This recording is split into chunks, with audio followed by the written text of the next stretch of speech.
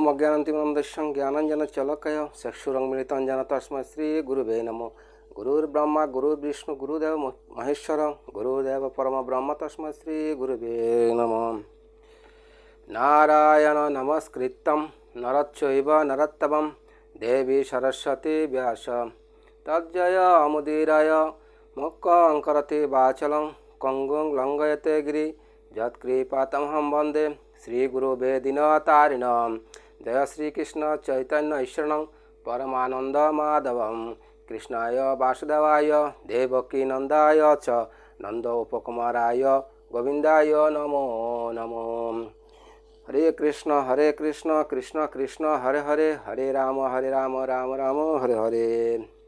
ओम नमो भगवते वासुदेवाय ओम नमो भगवते वासुदेवाय।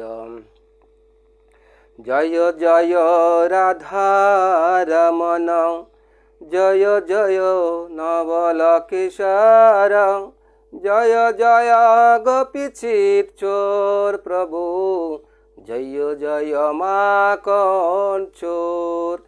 जय श्री कृष्णचंद्र भगवान की जय। सकल वरिष्ठ गौर अनुरागी भक्त सकलेर चरणे आमार अनंत कोटि दंडवत रख रहा हूँ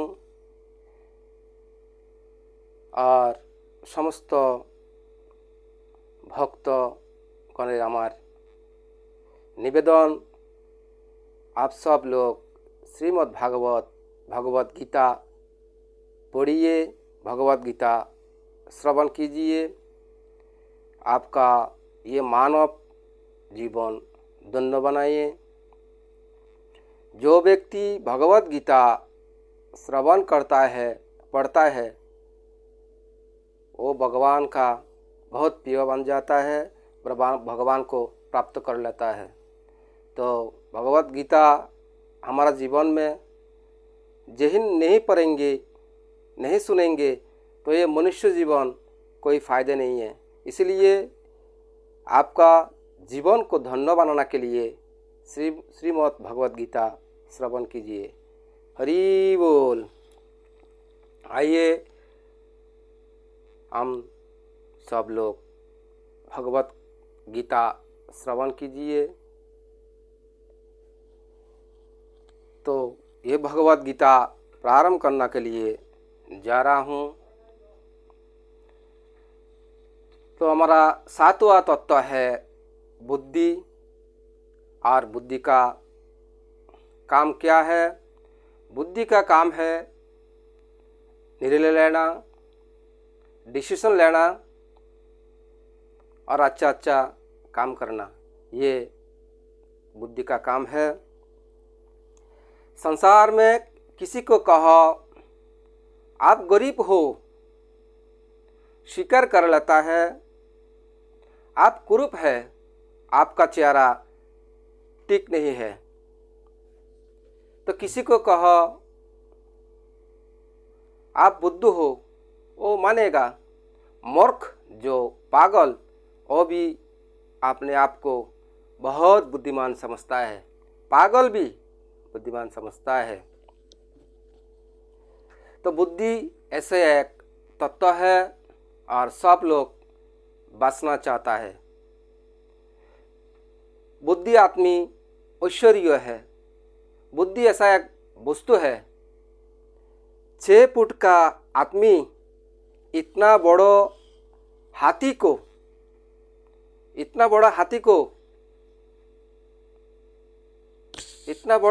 को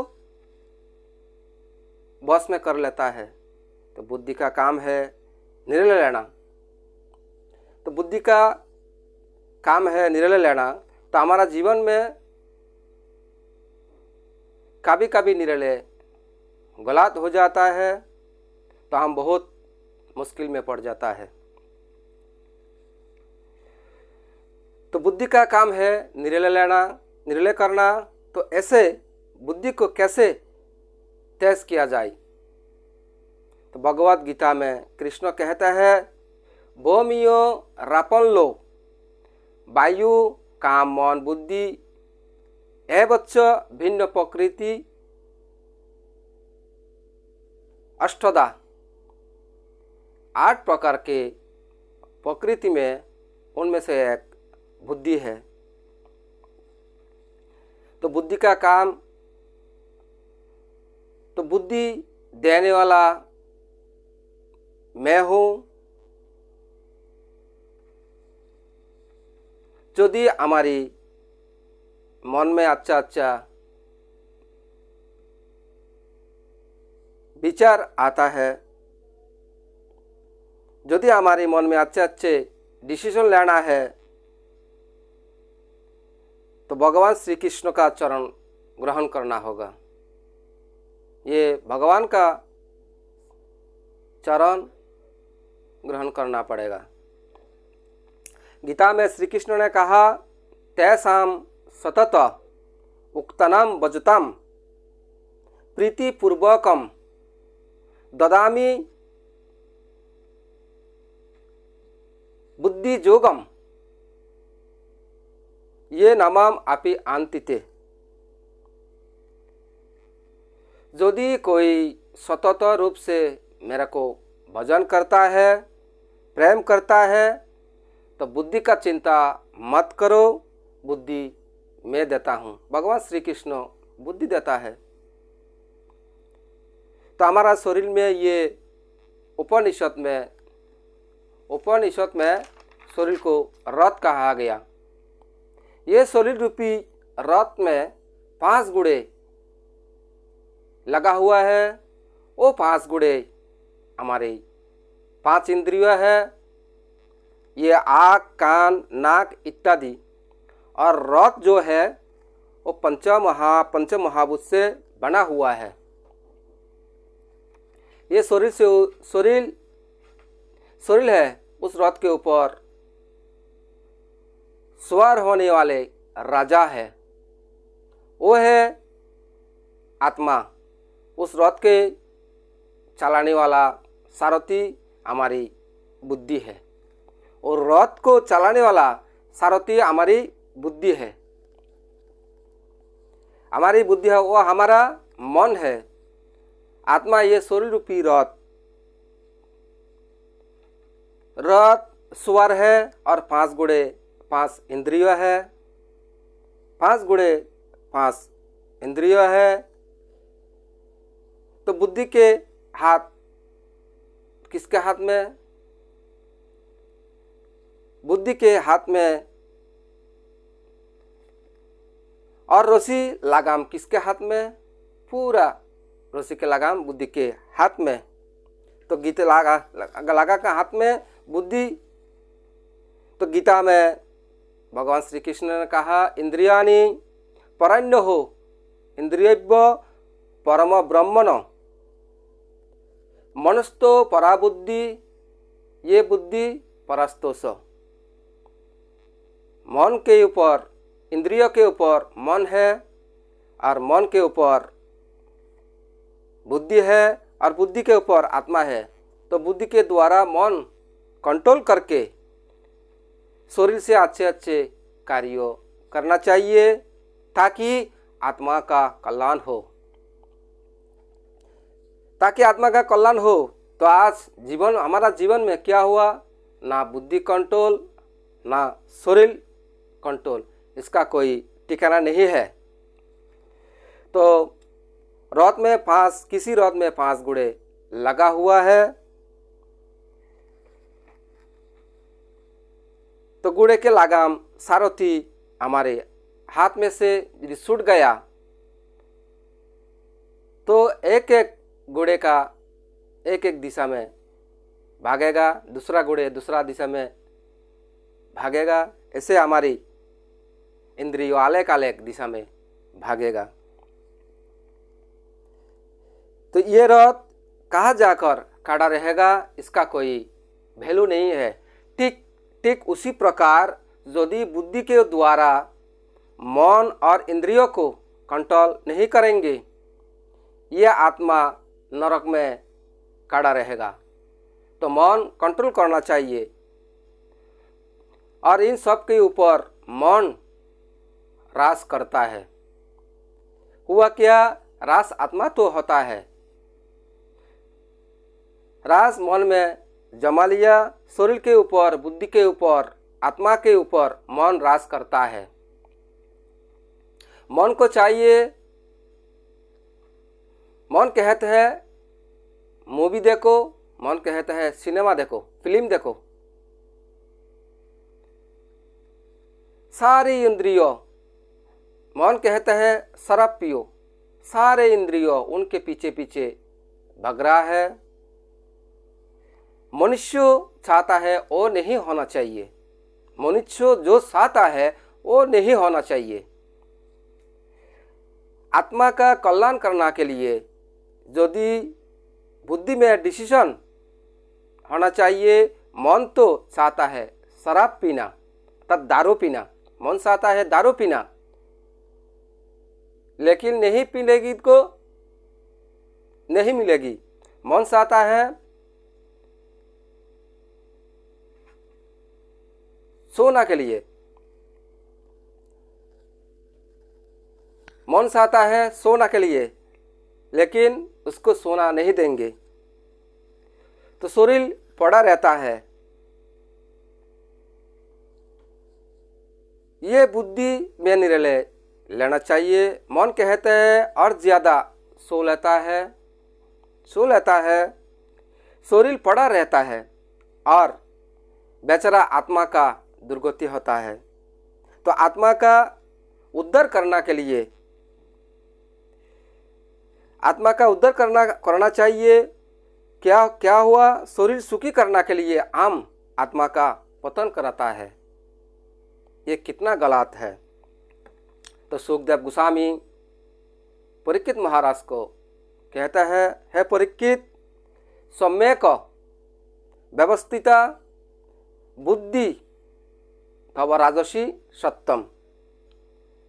हे परीक्षित महाराज, आज तुम्हारी बुद्धि निर्णय किया, आज परफेक्ट है, क्योंकि तुम्हारी बुद्धि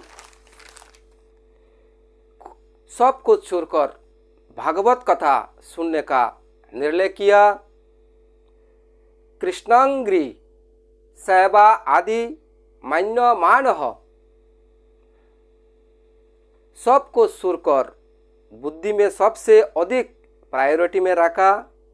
हम संसारी है, संसार तो करना है, लेकिन कृष्ण की सेवा करना चाहिए, लेकिन कृष्ण के नाम जप करना चाहिए। ये बुद्धिमान व्यक्ति का काम है। इस संसार में हम बहुत पैसा कमाया, इस संसार में हम बहुत पैसा कमाया, रात दिन गादा का से मेहनत किया, बहुत पैसा जमा किया, इकट्ठा किया, तो ज़्यादा से ज़्यादा क्या खरीद पाएगी? ज़्यादा से ज़्यादा क्या खरीद कर सकता है? तो संसार के कोई वस्तु खरीद कर सकता है, संसार के कोई वस्तु खरीद कर सकता है जो आज नहीं काल नष्ट हो जाएगी, जो आज नहीं काल नष्ट हो जाएगी। लेकिन बुद्धिमान तो वो है, मात्र अपने जिह्वा को हिलाओ और भगवान का नाम लो, भगवान का माला जप करो तो भगवान का नाम लो और भगवान लक्ष्मीपति भगवान श्री कृष्ण को प्राप्त कर लो। यह है मनुष्य का काम है। आइए आठवां तत्व, हमारा शरीर में अहंकार है। हम अहंकार को गलत समझता है। तो अहंकार दो प्रकार है। तो अहंकार है किसी व्यक्ति में 8 वह तत्व है शुद्ध अहंकार, वह तत्व है शुद्ध अहंकार। ये अहंकार का काम क्या है? अहंकार का काम आपने पहचाना, बना रखा जाता है। सुने के बाद हम हमारी पहचान भूल जाता है। कौन है, कहाँ है, स्वप्न में जो आता है वो भी बन जाता है। कभी राजा, कभी रानी, लेकिन जैसे हम जगत है तुरंत पता चलता है मैं तो डॉक्टर। ये हमारा शरीर में हमारे पहचान को तत्व कौन है, अहंकार का एक सूक्ष्म तत्व है, एक सूक्ष्म तत्व है हमारे अंदर जो हम पहचाना है। तो प्रॉब्लम क्या है, अहंकार होना कोई गलत चीज़ नहीं है, लेकिन अहंकार होना कोई गलत चीज़ नहीं है, ये बहुत गलत चीज़ है। अहंकार में, मिथ्या अहंकार में बहुत अहंकार है। कभी अपनी पहचाना जो है कौन है, आत्मा शुद्ध अहंकार, आपने शुद्ध पहचाना। तो डॉक्टर ये हुआ मिथ्या अहंकार, अपने आपका राजा समझता है। लीडर समझाना बहुत बड़ा, फैक्ट्री मालिक समझाना ये मिथ्या अहंकार। तब तो के बात ये है, जीवेर स्वरूप कोई नित्य कृष्णेर दास, जीवेर स्वरूप नित्य कृष्णेर दास। तो कृष्णेर तष्टे शक्ति, जे शक्ति भेदा भेद प्रकाश, हम आत्मा है और आत्मा परम आत्मा का अहंकार होने का कारण हम परम आत्मा का दास है, परम आत्मा का दास है। तो शुद्ध अहंकार वर्तमान में हमको मिथ्या अहंकार, जब तक आदमी की अंदर मिथ्या अहंकार होगा तो कभी सुखी नहीं हो पाएगी। ओम नमो भगवते वासुदेवाय।